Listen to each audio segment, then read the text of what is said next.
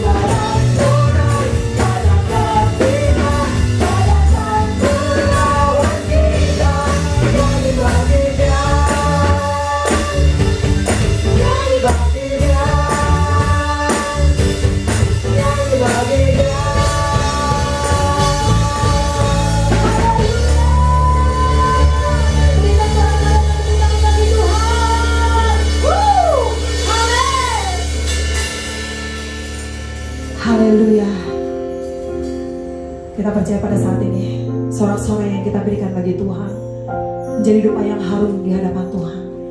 Dan Tuhan rindu pada saat kita membangun mezbahnya bersama-sama di dalam kasih-Nya. Tuhan, kuatkan kami melalui firman-Mu Tuhan. Sebab kami percaya kasih-Mu terlalu besar dalam hidup kami. Kami mau merenungkan firman-Mu siang dan malam Tuhan, biar menjadi kekuatan dalam hidup kami. Di dalam kami menghadapi setiap kondisi, setiap keadaan yang mungkin pada saat ini menakutkan bagi kami Tuhan.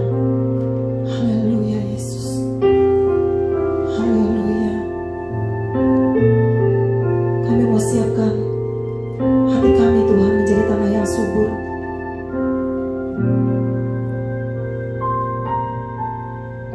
Telah kulihat bukti kasih-Mu, Kau menderita gantikanku. Dengan darah-Mu Kau selamatkanku. Kini ku hidup menyenangkan-Mu.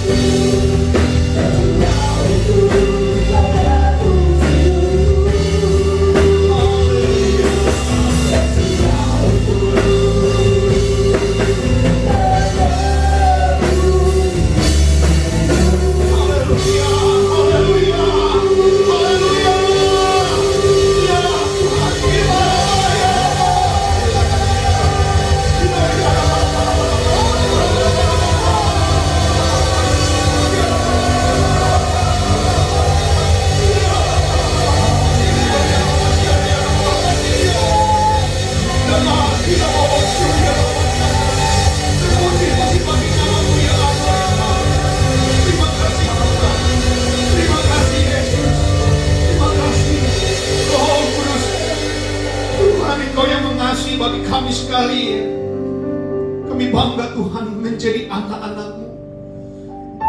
Kematian-Mu membawa dampak, membawa arti yang jauh melebihi dari segala pikiran kami Tuhan.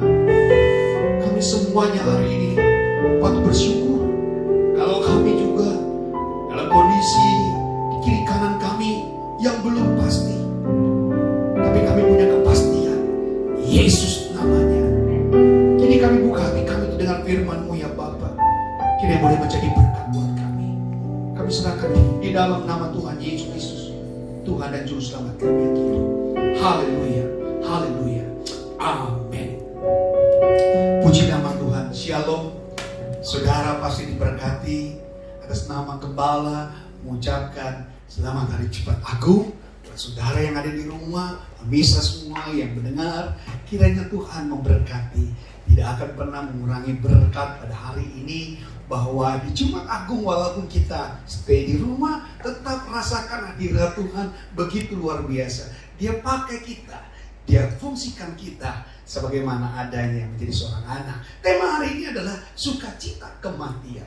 Orang seringkali bertanya, bagaimana mungkin saya bisa bersukacita dari kematian? Yang ada adalah duka cita. Itulah yang hari ini sudah harus lihat, rahasia terbesar di balik kematian Tuhan bukan segala sesuatu yang mengakhiri proses apa yang Dia sudah kerjakan.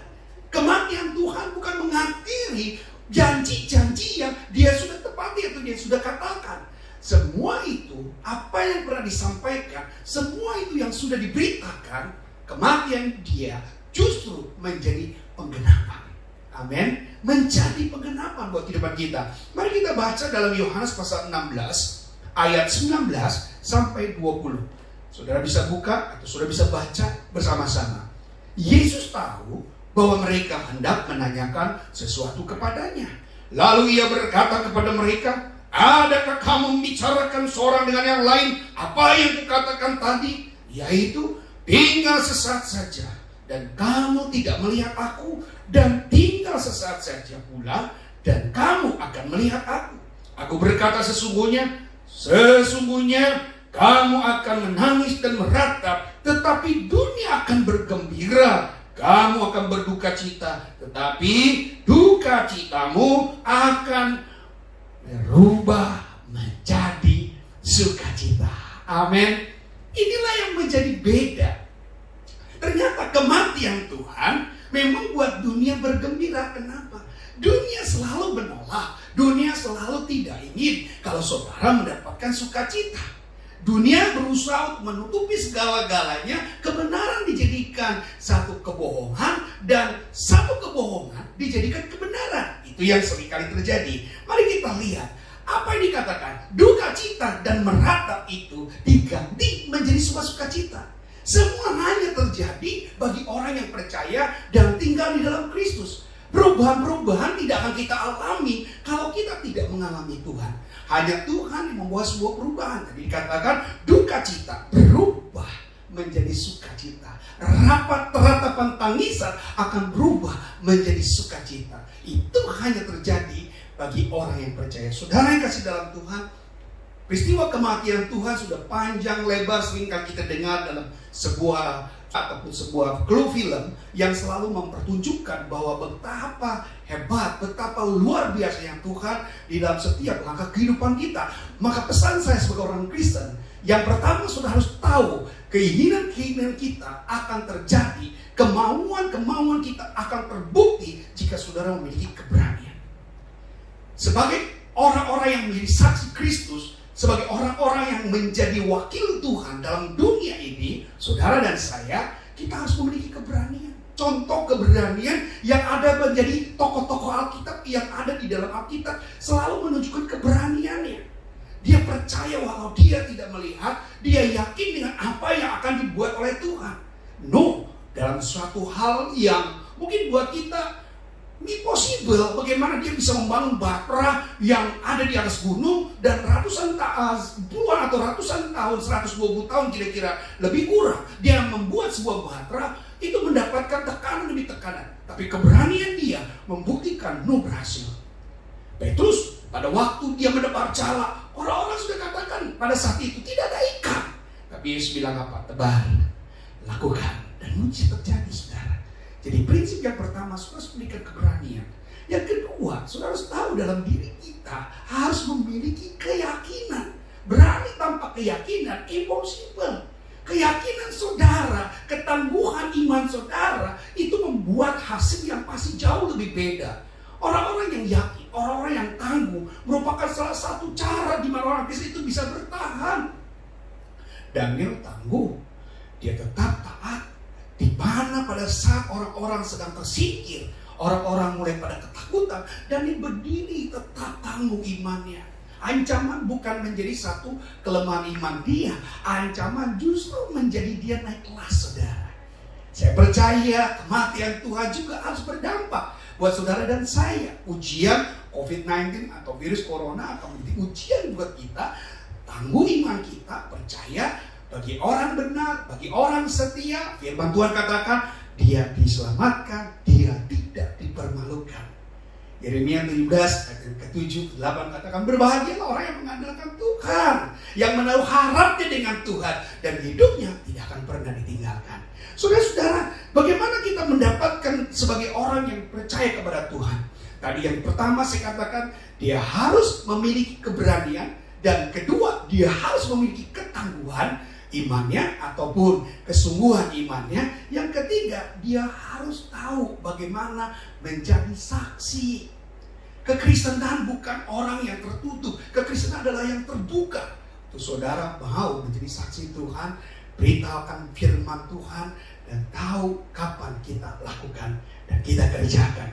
Nah, bagaimana ciri kehidupan Kristen? Kehidupan Kristen ada 4 hal. Yang pertama, bertanggung jawab kepada Allah.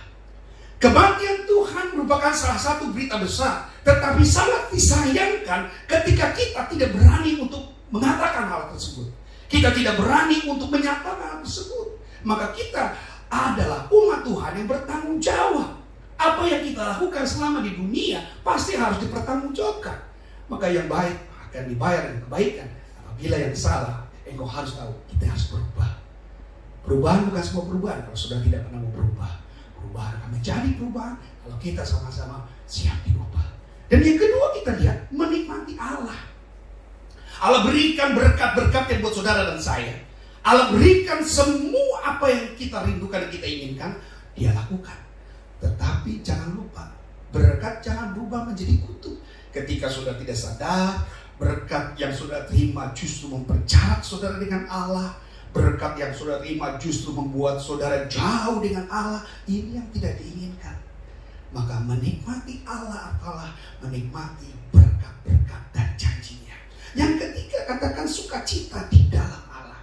Sukacita dalam Allah itu bukan satu buatan yang biasa, tetapi itu menjadi rhema. Sukacita beda dengan happy. Sukacita beda dengan bahagia ataupun senang.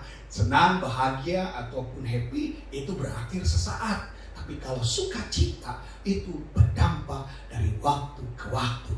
Maka saya rindu saudara harus melakukan apa yang Tuhan hari ini kerjakan buat saudara dalam kematiannya. Itu harus ada dampak. Alangkah sia-sianya kita, alangkah kita tidak bersyukur kalau kita tidak melakukan apa-apa. Kita tidak kerjakan apa-apa. Akhir kehidupan kita bukan sampai selesai, sampai masuk dalam liang kubur.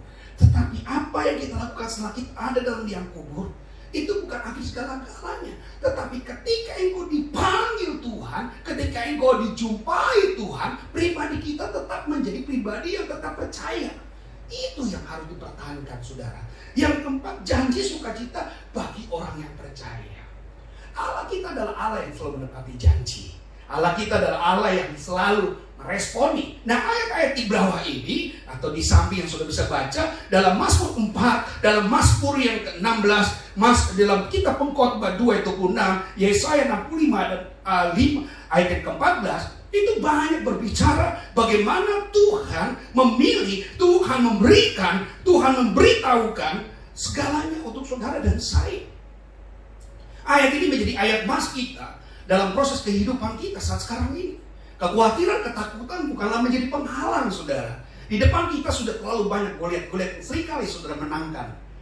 Goliat-Goliat itu sudah berantakan. Goliat-Goliat itu sudah hancurkan.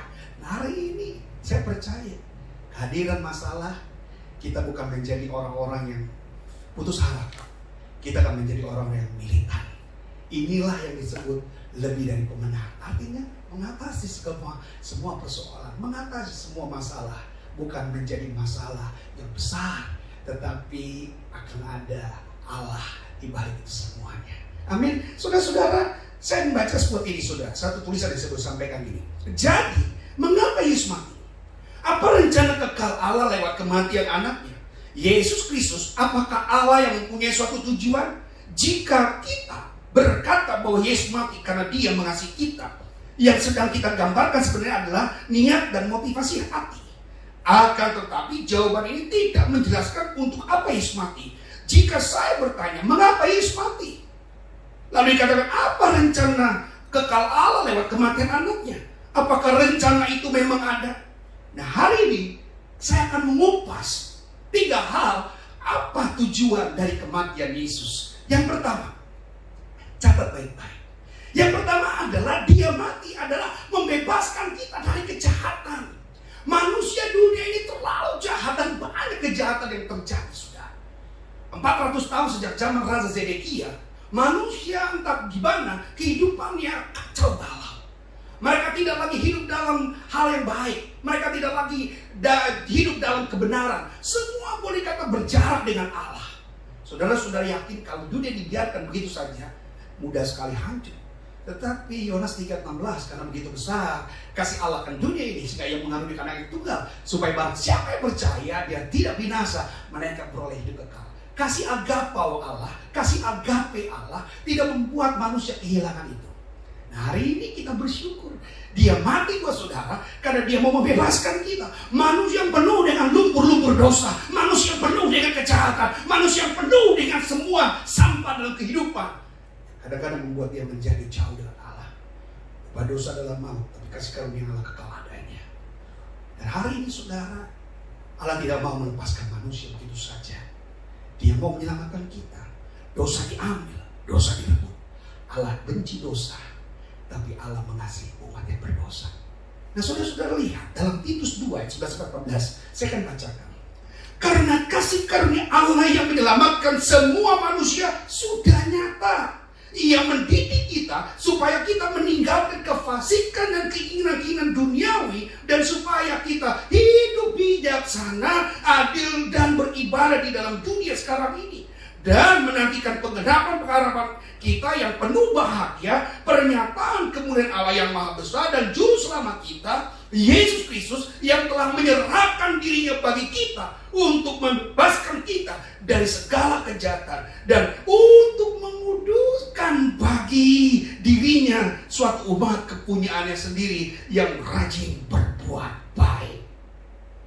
Ayat ini memberkati sekali, saudara. Dan saudara yang membaca ayat ini akan bersyukur. Saya manusia yang tidak layak hari ini menjadi layak, semua karena Tuhan. Kita yang tidak benar dan dibenarkan, itu juga karena Tuhan. Kita yang mungkin kotor dibersihkan, itu karena Tuhan. Saudara-saudara tahu bahwa Tuhan hadir, Dia ingin membebaskan saudara. Maka hari ini saudara jangan kembali untuk melakukan yang tidak benar, tapi justru saudara memelihara, menjaganya. Bagaimana kita menjaganya? Dalam khotbah katakan, dengan apa seorang muda mempertahankan kelakuan yang bersih, yaitu menjaganya yang sesuai firman Allah. Firman Allah adalah kekuatan Injil yang luar biasa dalam kehidupan saudara dan saya. Yang kedua, catat baik-baik. Dia menguduskan kita agar berkenan menjadi umatnya. Saudara-saudara, kematian Tuhan tujuannya adalah perkenanan Tuhan itu terjadi. Perkenanan Tuhan itu akan lepas ketika saudara tidak merawat dan menjaganya. Roma 8 ayat 28 katakan, kita tahu sekarang bahwa Allah itu bekerja di dalam segala sesuatu yang mendatangkan kebaikan bagi mereka-mereka yang mengasihi Dia. Saudara-saudara tahu bahwa Tuhan ingin ada dalam perkenanannya itu di dalam diri manusia. Saudara, dulu manusia tidak mungkin bisa berpunya hubungan yang baik. Mereka punya doa yang baik, mereka punya persekutuan yang baik, mereka bisa membuka Alkitab bersama. Tidak. Semua itu justru diperjarah, semua itu dihindari, dijauhkan. lewat kematian yang hari ini saudara rasakan, lewat kematian yang saudara hari ini boleh nikmati, itu akan membuat saudara makin berkenan. Saudara, hari ini kita ada banyak di dalam rumah rata-rata. Ada yang bekerja lewat di rumah, ada yang bekerja hanya lewat online. Tapi kehubungan dia dengan isi rumah tangga, satu keluarga, mereka punya komunitas yang lebih baik, saudara. Disitulah perkenanan Tuhan. Bahkan di balik semua COVID-19 itu, virus corona, saudara makin kuat hubungan keluarga, saling mengenal. Dulu saudara hanya membiarkan anak saudara tanpa saudara kenal bagaimana dia, tapi saat saudara di rumah semakin tahu kita dan betapa sulitnya untuk menjadi seorang pemimpin dalam keluarga, untuk mengatur anak-anaknya. Dan Tuhan Yesus hari ini dia berkenan dalam kematiannya supaya kita kudus, supaya kita berkenan. Kalau kita kudus dan berkenan, artinya apa? Manusia harus memahami dan mengerti bahwa hidupnya bukan miliknya sendiri. Kita sudah dibeli dengan darah yang mahal, kita sudah ditebus, maka saudara tidak ada kata untuk saudara menolak kasihnya. Hidup saudara, ada lagu katakan, hidupku bukannya aku lagi, tapi Yesus dalamku. Hidupku bukannya aku lagi, tapi Yesus di dalamku. Saya sudah ditebus. Saudara sudah ditebus yang di rumah semuanya dengan darah yang mahal. Dan Yesus ingin saudara hidup kudus dan berkenan. Ayatnya katakan apa? Yohanes 12 ayat 24. Aku berkata kepadamu, sesungguhnya jikalau biji gandum tidak jatuh ke dalam tanah dan mati, ia tetap saja satu biji saja. Tetapi jika ia mati, ia akan menghasilkan banyak buah. Saudara, Yesus mati karena dia ingin menghasilkan segala sesuatu yang berdampak. Saudara tahu, itu lewat perkenanan. Dan saudara, maka ketika saudara ditunjuk untuk menjadi umat Allah, bangsa pilihan Allah, imamat rajani bagi Allah, haruslah menjaga. Saya selalu percaya jemaat gereja sidang jemaat Allah akan menjadi jemaat yang memahami bahwa Tuhan hadir dalam kematiannya, ingin menguduskan dan membuat saudara berkenan. Yang terakhir saudara, yang ketiga, kita harus menjadi umat yang rajin untuk bersaksi. Apa artinya kehidupanmu yang sudah diselamatkan Tuhan lewat kematiannya tanpa ada kesaksian? Nothing, tidak ada pembicaraan satu apapun yang bisa saudara sampaikan kepada orang lain. Bukankah Tuhan sudah menyatakan dalam Kisah Rasul pasal 1 ke 8, berilah. Apa kalau Roh Kudus turun atasmu dan kamu akan menjadi saksi. Lukas 9 juga menyatakan demikian. Tuhan menyertai bagi orang-orang yang memberitakan Injil kebenaran. Saudara-saudara tahu, ketika kita punya komunitas, keluarga kita, tadi anak saya suka berkata begini, waktu kita diajar untuk ke dalam, nanti ada saatnya kita akan berangkat keluar. Apa yang dikatakan? Itulah waktu untuk kita bersaksi, saudara. Saudara tahu bahwa hari ini tantangan kita, waktu ada masalah virus, akan membangun iman kita. Dan saat saudara sudah bertambah, saudara siap untuk memberitakan Injil. Saudara siap untuk mewartakan Injil. Jangan pernah saudara menjadi orang yang merasa, oh Injil itu kepala saya yang harus menyampaikan. Injil itu biarlah pengurus gereja yang menyampaikan. Saya tunggu-tunggu Yesus. Saya hanya tunggu-tunggu Tuhan. Dan saudara, itu dulu saudara tidak lakukan. Tapi sekarang, mari kita sama-sama bergandengan tangan untuk tetap rajin bersaksi, memberitakan Injil dimanapun saudara ditempatkan Tuhan. Matius pasal 28 ayat 19 sampai 20, ayat 18 sampai 20, ya. Ayatnya Matius 28 ayat 18 sampai 20. Mari kita baca bersama-sama. Yesus mendekati mereka dan berkata, kepadaku telah diberikan segala kuasa di sorga dan di bumi. Karena itu pergilah, jadikanlah semua bangsa muridku dan baptislah mereka dalam nama Bapa, Anak dan Roh Kudus, dan ajarlah mereka melakukan segala sesuatu yang telah kuberitakan kepadamu, dan ketahuilah aku menyertai kamu senantiasa sampai kepada akhir zaman. Matius 28 ayat 18 sampai 20 ini sadarkan kita, mengajak kepada kita untuk rajin bersaksi, memberitakan Injil. Kiranya firman Tuhan hari ini akan meneguhkan kita. Berita kematiannya adalah berita spesial bagi saudara dan saya.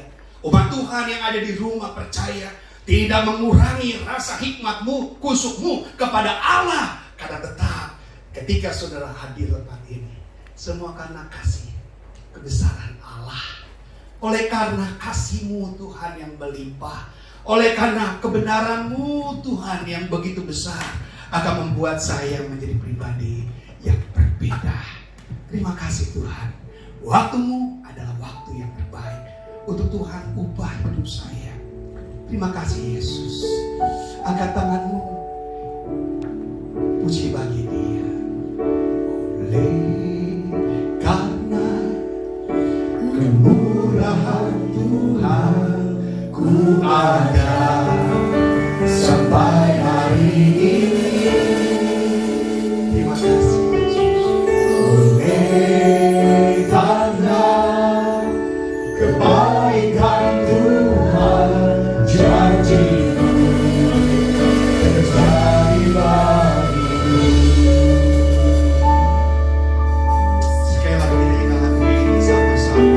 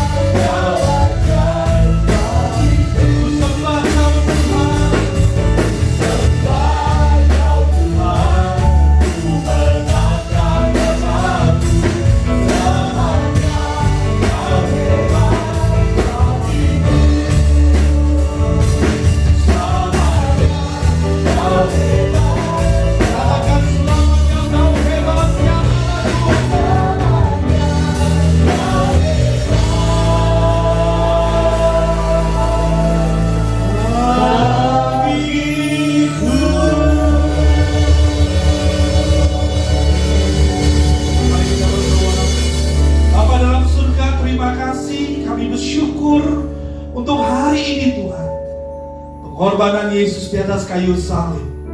Kami rayakan bahwa ketika Engkau mati di atas kayu salib untuk menebus dosa kami, Tuhan, hari Jumat Agung adalah hari pernyataan Tuhan. Begitu Tuhan mengasihi hidup kami dan kami diselamatkan oleh karena Engkau Tuhan. Kami berterima kasih buat hari ini Tuhan. Di dalam nama Tuhan Yesus, kebenaran firman Tuhan yang boleh menguatkan kami dan meneguhkan kami. Haleluya, haleluya, amin. Shalom Bapak Ibu. Pada hari ini kita merayakan hari Jumat Agung. Bahkan bukan hanya di tempat ini saja, di seluruh dunia menyatakan bahwa Yesus sudah mati dan Dia akan bangkit pada hari yang ketiga nanti. Dan itulah hari Paskah.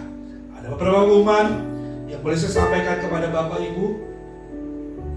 Untuk hari Minggu tanggal 12 April 2020, kita akan kembali mengadakan ibadah online untuk ibadah Paskah kita. Bersama-sama saudara nantikan di channel YouTube Gereja Sedang Jemaat Allah Cendrawasih. Kita berkumpul bersama-sama keluarga untuk kita beribadah, untuk kita memuliakan nama Tuhan, menyembah Tuhan di rumah kita masing-masing, dan nama Tuhan dipermuliakan. Dan satu pesan dari gereja Tuhan, saudara bisa bangun mesbah keluarga setiap hari dalam jam-jam yang saudara bisa tentukan waktunya. Saudara bisa memuji Tuhan, menyembah Tuhan, berdoa buat bangsa kita, terutama untuk mengatasi dari virus COVID-19. Kita percaya Tuhan bisa lepaskan semuanya ini menjadi berkat buat bangsa kita. Dan hal yang ketiga, bagi Bapak Ibu yang ingin memberikan persembahan, persepuluhan, dapat diberikan melalui rekening gereja Tuhan di Bank BCA nomor 2888747777 atas nama Gereja Sidang-Sidang Jemaat Allah. Saudara bisa berikan transfer ke rekening gereja Tuhan, dan Tuhan ditinggikan. Terima kasih, Tuhan memberkati. Kita akan akhiri ibadah kita pada hari ini, dan kita akan terima doa berkat untuk kita semuanya. Haleluya.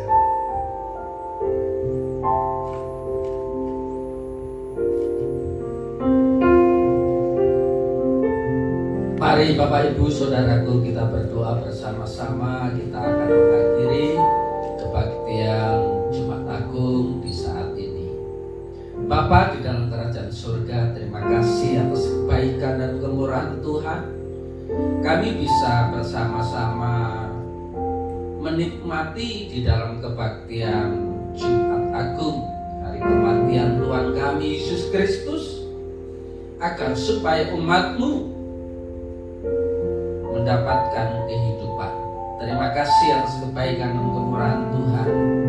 Kami berdoa buat bangsa dan negara kami Indonesia, biar berkat kasih anugerah turun atas negeri kami, sehingga negeri kami bebas dari COVID-19. Terima kasih Tuhan, semua anak-anak Tuhan, semua orang yang melihat tayangan ini, Tuhan memberkati dengan kesehatan, kekuatan, dan meninggikan nama Kristus. Terima kasih Bapak. Awal pertengahan akhir kebaktian Jumat Agung, di kesempatan ini kami menyerahkan dalam nama Tuhan Yesus. Kita kedapkan tangan, kita berdoa. Bapak Ibu Saudaraku yang dikasihi oleh Tuhan, terimalah berkat, rahmat, dan damai sejahtera dari Allah Bapa, kecintaan dari Tuhan kita Yesus Kristus, dan di dalam persekutuan dengan Roh Kudus yang menyertai kita hari ini, esok, dan sampai Maranatha. Doa Yahweh